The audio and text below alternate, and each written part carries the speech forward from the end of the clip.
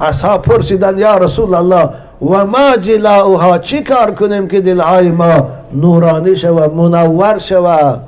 حضرت گفتن ذکر الله و تلاوت القرآن. میخوای که دلاتان منور شود عزیز من، ذکر خدا رو بسیار کن. نماز بامداد که خوانده بعد از نماز شینه 33 بار سبحان الله گویه، 33 بار الحمدلله گویه، 33 بار الله اکبر گویه یا 34 بار الله اکبر گویه.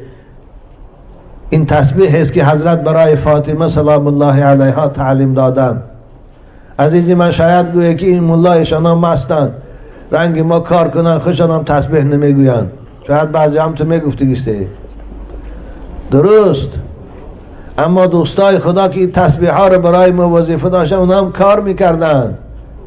اصحاب پیغمبر در او گرمای 60 و 70 گرادوسی مکه و مدینه هم جهاد میکردن و هم دهقانی، باز هم شبها تا روز خواب نمی رفتن، یاد خدا میکردن. فقط همت در کار است، فقط لذت حاصل شدنش در کار. وقتی که لذت در دلت حاصل شد، وقتی که عشق ذکر در دلت پیدا شد، دیگه خواب نمی بره.